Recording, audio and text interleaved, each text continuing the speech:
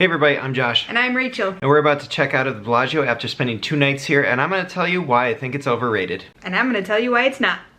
Let's go.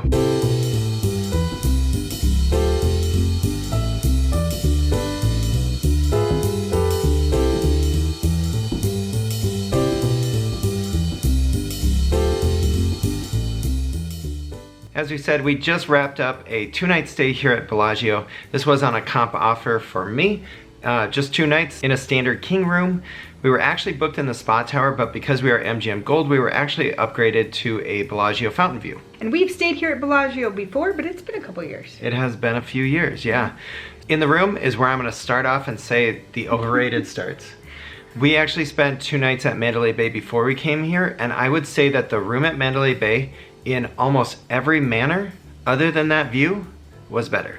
So I was gonna say, the view is hard to beat here. I thought it was comparable to Mandalay Bay. There's only one spot in the room that I feel could be improved, and that's the bathroom. Yeah, the bathroom, it just got remodeled within the last few years, but we actually really don't like it. And especially when you're talking about, Bellagio is compared to many of the best of the best of the best, and it is constantly put up in that category by a lot of people.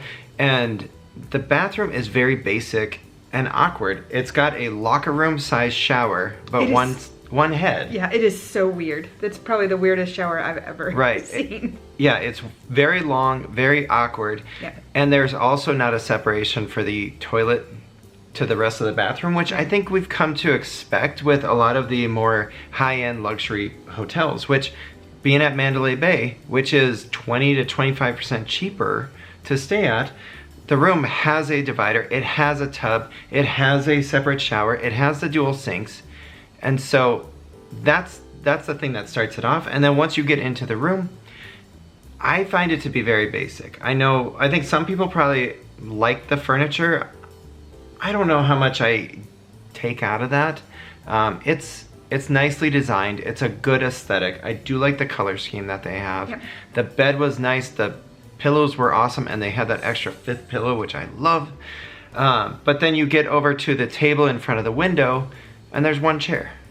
Yeah, that's a little bit weird. Otherwise, there is plenty of plugins. They have a new iPhone type charger alarm clock that works very nice for that wireless charging.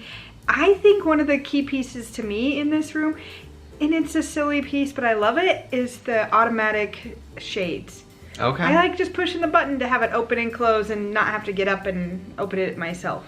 I could see that being an upgrade. But back to the table, it's set up almost like a dining table. It's not, if it was a desk, I could understand having one chair. But it's set up as a table, and then there's a footrest that I think your second person would sit on if you were there. Yeah. So I just find it awkward. I think that's where it starts, and that's where I'm saying that. Overrated compared to other places such as Wynn, maybe Fontainebleau even now, Cosmo. You know, Bellagio has always been that iconic image in my head, and I just feel like it's kind of falling behind because of its age. Casino floor. This one I'm hot and cold on, because I will say that the casino had great games. Absolutely. From a slot perspective. Yep. Many great games. The piece that, and again, it's where it'll come in later, the location. It does get busy, and there does get to be a little bit of smoke, residual smoke effects from that, but I like the choice of games. For me personally, I had to be a little cautious because right outside the high limit room, it stays high limit. It stays high limit for quite a while around the corner. But back to the smoking, I think it's the smokiest of the highest end resorts. Yeah. And I know that it's very busy, and I think that it's because it acts as a throughway, which when you're staying at Wynn, rarely are people really walking through, other than they might come in, take a picture by the trees, by the bear, but then they're out. Whereas Bellagio, they actually traffic people through the entire casino, and so there's constant foot traffic. Yeah. And you're constantly, not necessarily bombarded, but like it's rare that you're having a relaxing moment on the casino floor because it gets so congested. Yeah. Now I will say, in regards to the casino floor, this was probably the better drink service compared to Definitely compared to Mandalay Bay. It was the best that we've had this trip for sure. And so that was positive. Yep. The drink service was pretty fast. It was pretty frequent. Yeah, So I enjoyed it. if you wanted those free drinks, you can actually get them here. There is a lot of table games as well. I didn't see the limits. Josh might have picked up on I think those I'd ones. seen the minimum is $15 max, and then it definitely moves up as the day goes on. We were here on a weekend, so it could definitely be cheaper if you came during the weekdays, but Yeah. you're looking at $25 a hand for most of your games at night. As far as dining, this is another spot that I struggle with at Bellagio. It has very amazing high-tier restaurants, Very high end. but it has minimal for your budget-friendly or even mid-tier. Yep. Budget-friendly wise, you've got a coffee shop called Pelu. You've got snacks where you can get burgers and pizza. This is all counter service style. There's also the creperie, or it's called patisserie, where you can get your crepes. But all of those are still, you're gonna be spending a quick $20 for almost anything basic. And that's your budget option here. Now I did notice at the pool that there is a restaurant out there, and I don't know what options there were there, but it was not just a snack counter, it looked like a sit-down restaurant out at the pool. Yeah, but as far as high end, this is definitely one of the best places you can be at. With the best views. Yes, amazing views. We have definitely had the ability to have great tables at Spago. This trip was awesome. That was amazing. And it does serve brunch. We've eaten at Prime Steakhouse, which is one of the best steakhouses here in Las Vegas, we think. It's definitely one of the most expensive as well. It is. Picasso is actually closing down. Lago can give you some Italian food. Le Cirque gives you some French food. All of these with a fountain view. Jasmine is a high-end Chinese restaurant, as well as Mayfair Supper Club, which if you want to have that dinner and a show, Mayfair Supper Club really brings that together. He's also forgetting one of our favorites, Yellowtail, which is one of the best views we've had and best meals we've had. Maybe I was saving it best for last. Maybe. Yeah. Yellowtail is definitely one of my favorites. It's kind of like a Japanese tapas almost. So you can get a bunch of small plates, try a bunch of different things.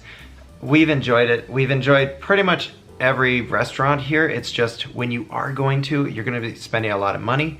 And then when you get to the Bellagio Conservatory, you have Sadelle's, which is the primary breakfast spot here, which again is going to be $30 to $40 for a fairly standard breakfast. Next to Sadelle's is another high-end restaurant, Michael Mina, that we've really enjoyed. Mm-hmm. It's really good. It's a high-end seafood restaurant. Definitely recommend it if you want to have a special dinner. If you want a really special dinner, you can actually get the table that is right outside Michael Mina and Sadelle's, where you're sitting in the Bellagio Conservatory. Now, you'll have to decide if you want to be looked at by a bunch of people going by, but it definitely would be a neat experience. It's a different experience, yes. Maybe the one mid-tier restaurant I would say is probably Noodles, which is a Chinese restaurant, and it is just off the casino floor, but it does not have a fountain view. As far as coffee, however, there are options, and they're pretty fast. Actually faster than it looked like, yeah. Yeah, right by the pool entrance is the place we usually stop and grab coffee. There's 2 options there and a Starbucks. Yes, and there's a gelato shop over by the pool entrance as well, and then you can also get your coffee at the patisserie. One last thing on dining is they do still have a buffet here at Bellagio. It is on the higher end for a buffet, but it could offer higher end food as well. That's true. We've not been there yet. Yeah, there is. I did see that they have a seafood extravaganza kind of night. Oh, okay. So that's going to be your more expensive. I want to say it might have been pushing about $80 Per person? per person. Wow. Yeah. If you're enjoying this video and you want to see more like it, go ahead and hit that subscribe button. We have almost 200 restaurant reviews in Las Vegas alone and a couple dozen hotel reviews as well. The pool, I think, is actually very good. I was going to say, you can't say this one's overrated. Nope. You like the pool. The pool is very nice. I was comparing it, or I was talking with Rachel about how comparing this to something like Aria, which Bellagio is at a comparable level, price-wise and luxury-wise. The pool here is way better because I think Aria has more of a concrete flow and some trees. This has a very Italian, Tuscany Italian type vibe. feel to it. Yeah. Is that your stomach? Yep, I'm ready to eat. My God. I'm so hungry. It's not the most kid-friendly. Kids can go there, but there's just not as much for them to do. There's just a few large rectangle pools.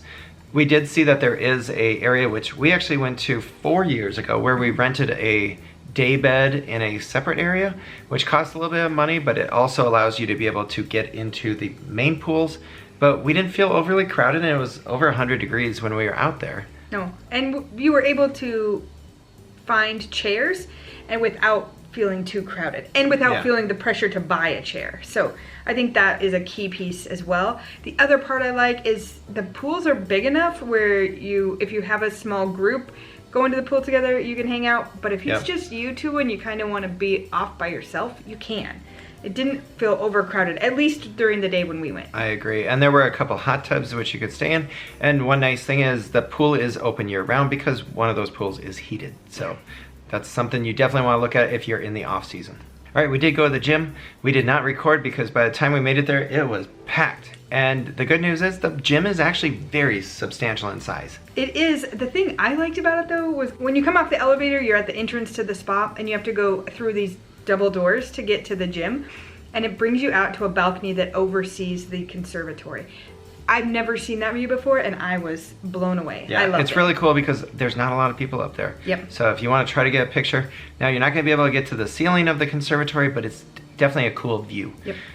As far as the gym goes, plenty of cardio, plenty of weights. You had free weights, you had machines, dumbbells up to 100 pounds. From a nightlife perspective, they have something new. It's called Pinky Ring. Yeah. It is a Bruno Mars run nightclub, and that thing is loud. It gets loud. Yeah, it's almost in the middle of the casino floor, and you know what's going on, but you can't see in there. There's no phones allowed, but it is very loud, and it plays out on the casino floor. Like you can hear it all the way to the sports book. Yeah, absolutely, you can. I'm sure it's fun, but you can't record anything in there. Otherwise, I don't know that there is any other nightlife here. I mean, besides the general casino floor. I would say Mayfair would be. Yeah, could be. I can see that. Otherwise, there are a couple different bars throughout the property. Petrosian Bar is there, but that's going to be more of your low-key. There's a piano player there. You can get a good drink. And great people watching. Yes, great people watching because the lobby of Bellagio is probably the busiest lobby anywhere in Las Vegas. And it's still beautiful, and people are still taking pictures of the Chihuly glass that's up above. Mm-hmm. I would venture to say it is the most beautiful lobby at the hotels in Vegas. I love it. I love how the behind the check-in desk matches the conservatory. The Chihuly glass is beautiful. I think it's just offers you a vibe of Vegas that you are expecting. From 20 years ago when I very first came, 20 plus years ago, some of that hasn't changed, but it makes you go, oh yeah, I'm in Vegas now. Overall vibe, it's busy. Everybody's here from all ages. You have from toddlers up to senior citizens, like just constantly moving through. So I think busy is actually the overall vibe that I get from the Bellagio. Absolutely, I agree with that. But it's also because of the location. Yeah, the location is perfect. Yep. Yes, location-wise, you can get to and from pretty much everything. You can not get a car, you can get a car, you'll be fine.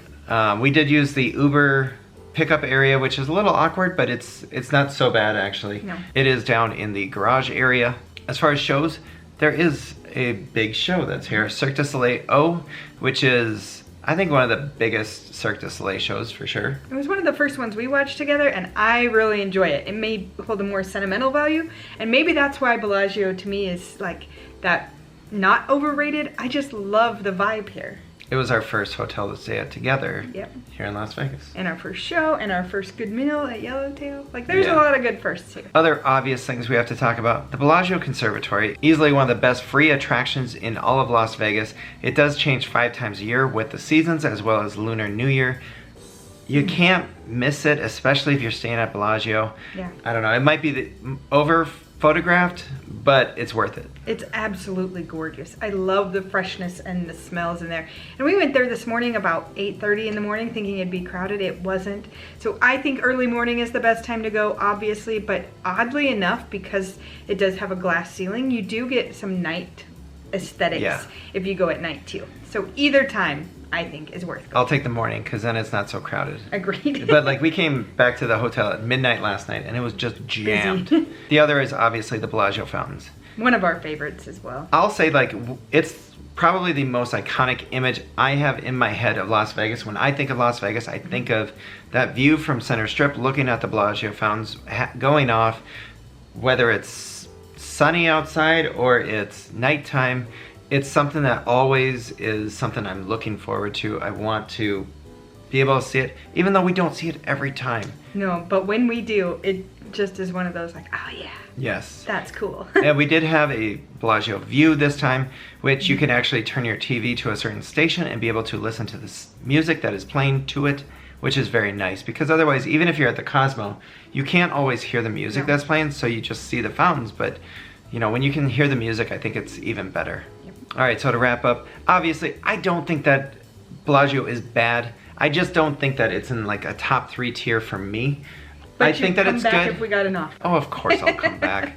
Yeah. It is classic. It is iconic. It's almost like it's becoming outdated by these newer hotels that are coming to the Strip, and I don't know what they would have to do, considering they just renovated like a lot of the rooms. I just think the room doesn't feel as high end as some of the other newer casinos. I don't disagree on the room, but Bellagio will always hold a very special place in my heart, and I think that's one of the main keys of being classic and iconic to Vegas, and something you don't want to miss out on. Yes, it's busy, but it's also centrally located. It's near as many things as you want. You're getting what you pay for because you do have that central location. You have the high-end restaurants, you have the high-end shops. It's just classic Bellagio, Las Vegas. All right, where do you stand? Is it overrated or not? If you're enjoying our videos, don't forget to hit that like and subscribe. You can also follow us on social media, Facebook, Instagram, and X. All our links are down below. Later.